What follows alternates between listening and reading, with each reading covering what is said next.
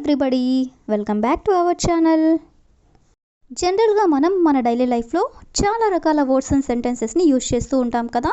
So అలాంటి words and సెంటెన్సెస్లో నుంచి నేను కొన్ని వర్డ్స్ తీసుకొని వాటికి సంబంధించిన కొన్ని ఎగ్జాంపుల్ సెంటెన్సెస్ అనేవి ఇంగ్లీష్లో ఎలా చెప్పాలో నేను క్లియర్గా ఎక్స్ప్లెయిన్ చేస్తాను. ఇలాంటి వీడియోస్ నా ఛానల్లో చాలానే ఉన్నాయి, ఒకసారి మీరు ప్లేలిస్ట్లోకి వెళ్ళి చూసేయండి. మీకు ఏమైనా డౌట్స్ ఉంటే ఇన్స్టాగ్రామ్ లింక్స్ అనేవి డిస్క్రిప్షన్లో ఇచ్చున్నాను. మీరు కనుక నా ఛానల్ని ఫస్ట్ టైం విజిట్ చేసినట్లయితే సబ్స్క్రైబ్ చేయడం మాత్రం మర్చిపోవద్దు. వీడియో కనుక నచ్చినట్లయితే లైక్ చేయండి, అలాగే మీ ఫ్రెండ్స్ అండ్ ఫ్యామిలీ మెంబర్స్కి షేర్ చేయండి. Okay, let's go to the topic.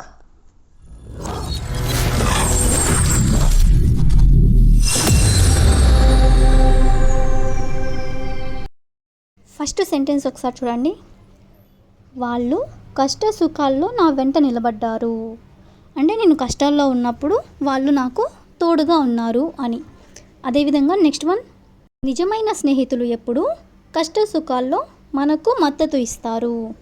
అంటే మనం కష్టాల్లో ఉన్నప్పుడు నిజమైన స్నేహితులు మనకి తోడుగా ఉంటారు అని. ఈ టూ సెంటెన్సెస్ కూడా ఒకసారి చూడండి. రెండిట్లో కూడా కామన్గా కష్ట సుఖం అంటే మనం కష్టాల్లో ఉన్నప్పుడు అనే వర్డ్ అయితే కామన్గా ఉంది కదా. సో ఈ వర్డ్ని తీసుకొని దానికి సంబంధించిన కొన్ని ఎగ్జాంపుల్ సెంటెన్సెస్ అనేవి చూద్దాం. సో ఫస్ట్ వన్, నేను నీ కోసం అన్ని కష్టసుఖాల్లో ఉంటాను. నేను నీ కోసం అన్ని కష్టసుఖాల్లో ఉంటాను అని చెప్పాలనుకున్నప్పుడు I have been there for you through thick and thin. I have been there for you అంటే నేను నీ కోసం ఉంటాను. దేంట్లో ఉంటాను అంటే కష్టసుఖాల్లో. త్రో థిక్ అండ్ థిన్ అంటే కష్టసుఖాల్లో. అదేవిధంగా నెక్స్ట్ వన్, మా పేరెంట్స్ కష్టసుఖాల్లో నాకు తోడుగా ఉన్నారు. మా పేరెంట్స్ కష్టసుఖాల్లో నాకు తోడుగా ఉన్నారు అని చెప్పాలనుకున్నప్పుడు my parents held my hands through thick and thin. My parents అంటే నా పేరెంట్స్, హెల్డ్ మై హ్యాండ్స్ అంటే నాకు తోడుగా ఉన్నారు, త్రో థిక్ అండ్ థిన్ అంటే కష్టసుఖాల్లో. అదేవిధంగా నెక్స్ట్ వన్, అతను ఆమెకి కష్టసుఖాల్లో కలిసి ఉంటానని వాగ్దానం చేశాడు. అతను ఆమెకి కష్టసుఖాల్లో కలిసి ఉంటానని వాగ్దానం చేశాడు అని చెప్పాలనుకున్నప్పుడు he promised to stay with her through thick and thin. He promised అంటే అతను వాగ్దానం చేశాడు, టు స్టే విత్ హర్ అంటే ఆమెతో ఉంటానని, త్రూ థిక్ అండ్ థిన్ అంటే కష్టసుఖాల్లో. అదేవిధంగా నెక్స్ట్ వన్, మేమందరం కష్టసుఖాల్లో మీకు అండగా ఉంటాము. మేమందరం కష్టసుఖాల్లో మీకు అండగా ఉంటాము అని చెప్పాలనుకున్నప్పుడు we all will be by your side through thick and thin. We all will be అంటే మేము మీతో ఉంటాము, బై యువర్ సైడ్ అంటే మీకు అండగా ఉంటాము, త్రో థిక్ అండ్ థిన్ అంటే కష్టసుఖాల్లో. సో ఈ విధంగా మనం కష్టసుఖాల్లో అనే వర్డ్ని తీసుకుని దానికి సంబంధించిన కొన్ని ఎగ్జాంపుల్స్ అనేవి చూసాం కదా. నెక్స్ట్ సెంటెన్స్ ఒకసారి చూడండి. గంట క్రితమే నేను ఇక్కడికి రావాల్సి వచ్చింది. గంట క్రితమే నేను ఇక్కడికి రావాల్సి వచ్చింది. అదేవిధంగా గంట క్రితమే నువ్వు పని పూర్తి చేయాల్సి వచ్చింది. ఈ టూ సెంటెన్సెస్ కూడా ఒకసారి చూడండి. రెండిట్లో కూడా గంట క్రితమే అనే వర్డ్ కామన్గా ఉంది కదా. సో ఈ వర్డ్ని తీసుకొని దానికి సంబంధించిన కొన్ని ఎగ్జాంపుల్స్ అనేవి చూద్దాం. సో ఫస్ట్ వన్, గంట క్రితమే ఫ్లైట్ వచ్చి ఉండాల్సి ఉంది. అంటే గంట క్రితమే ఫ్లైట్ వచ్చి ఉండాల్సింది, లేట్ అయింది అని. సో దీన్ని ఇంగ్లీష్లో the flight was supposed to arrive an hour ago. The flight was supposed to arrive అంటే ఫ్లైట్ వచ్చి ఉండాల్సింది. an hour ago అంటే గంట క్రితమే. అదేవిధంగా నెక్స్ట్ వన్, గంట క్రితమే మేము రిజల్ట్స్ ప్రకటించాల్సి ఉంది. గంట క్రితమే మేము రిజల్ట్స్ ప్రకటించాల్సి ఉంది అని చెప్పాలనుకున్నప్పుడు we were supposed to announce the result an hour ago. We were supposed to announce the result అంటే మేము రిజల్ట్ ప్రకటించాల్సి ఉంది. an hour ago అంటే గంట క్రితమే. అదేవిధంగా నెక్స్ట్ వన్, గంట క్రితమే వాళ్ళు బయలుదేరాల్సి ఉంది. గంట క్రితమే వాళ్ళు బయలుదేరాల్సి ఉంది అని చెప్పాలనుకున్నప్పుడు they were supposed to leave an hour ago.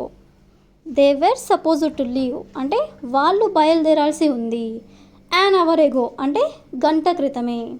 అదేవిధంగా నెక్స్ట్ వన్, గంట క్రితమే అతను మమ్మల్ని కలవాల్సి ఉంది. గంట క్రితమే అతను మమ్మల్ని కలవాల్సి ఉంది అని చెప్పాలనుకున్నప్పుడు he was suppose to meet us an hour ago. He was suppose to meet us అంటే అతను మమ్మల్ని కలవాల్సి ఉంది. యాన్ అవర్ ఎగో అంటే గంట క్రితమే. అదేవిధంగా నెక్స్ట్ వన్, గంట క్రితమే ఆమె అసైన్మెంట్ సబ్మిట్ చేయాల్సి ఉంది. గంట క్రితమే ఆమె అసైన్మెంట్ సబ్మిట్ చేయాల్సి ఉంది అని చెప్పాలనుకున్నప్పుడు she was suppose to submit her assignment an hour ago. She was suppose to submit her assignment అంటే ఆమె అసైన్మెంట్ సబ్మిట్ చేయాల్సి ఉంది. యాన్ అవర్ ఎగో అంటే గంట క్రితమే. సో ఈ విధంగా మనం గంట క్రితమే అనే వర్డ్ని తీసుకొని దానికి సంబంధించిన కొన్ని ఎగ్జాంపుల్ సెంటెన్సెస్ అనేవి చూసాం కదా. నెక్స్ట్ సెంటెన్స్ ఒకసారి చూడండి. ఆమె ఏడుపు అస్సలు ఆపేటట్లు లేదు. అదేవిధంగా అతను అస్సలు పని చేసేటట్లు లేడు. ఈ టూ సెంటెన్సెస్ కూడా ఒకసారి చూడండి. రెండిట్లో కూడా కామన్గా అంటే ఆపేటట్లు లేరు, చేసేటట్లు లేరు, ఈ విధంగా అనమాట. ఇలాంటి సెంటెన్సెస్ని ఇంగ్లీష్లో ఎలా చెప్పాలో మరికొన్ని ఎగ్జాంపుల్ సెంటెన్సెస్ ద్వారా తెలుసుకుందాం. సో ఫస్ట్ వన్, వాళ్ళు అస్సలు హోంవర్క్ చేసేటట్లు లేరు. వాళ్ళు అస్సలు హోంవర్క్ చేసేటట్లు లేరు అని చెప్పాలనుకున్నప్పుడు they don't seem to do their homework. They don't seem to do అంటే వాళ్ళు చేసేటట్లు లేరు. ఏంటి అంటే homework. To do their homework అంటే వాళ్ళ హోంవర్క్. అదేవిధంగా నెక్స్ట్ వన్, ఎవ్వరు అసలు అతనిని పట్టించుకునేటట్లు లేరు. ఎవ్వరు అస్సలు అతనిని పట్టించుకునేటట్లు లేరు అని చెప్పాలనుకున్నప్పుడు nobody doesn't seem to take care of him. Nobody doesn't seem to take care of him అంటే ఎవ్వరు అతనిని అస్సలు పట్టించుకునేటట్లు లేరు అని.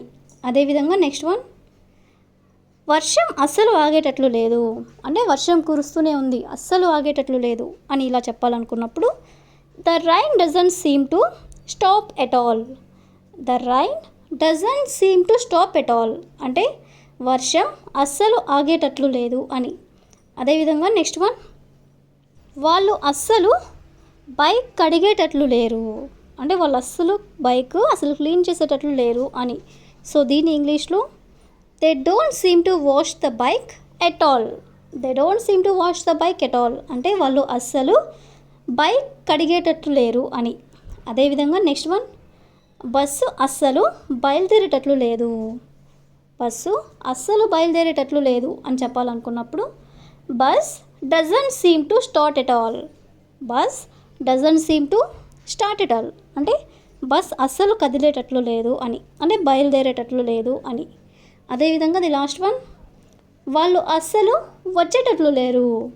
వాళ్ళు అస్సలు వచ్చేటట్లు లేరు అని చెప్పాలనుకున్నప్పుడు they don't seem to come at all. They don't seem to come at all అంటే వాళ్ళు అస్సలు వచ్చేటట్లు లేరు అని. సో ఈ విధంగా మనం వచ్చేటట్లు లేరు, పోయేటట్లు లేరు, చెప్పేటట్లు లేరు అని ఇలాంటి సెంటెన్సెస్ని ఎలా చెప్పాలో తెలుసుకున్నాం కదా. So that's all for today. I will ask a question for you. ఆమె అస్సలు వినేటట్లు లేదు. ఆమె అస్సలు వినేటట్లు లేదు. So if you know this one in English, please you can comment in the comment section. Thank you for watching.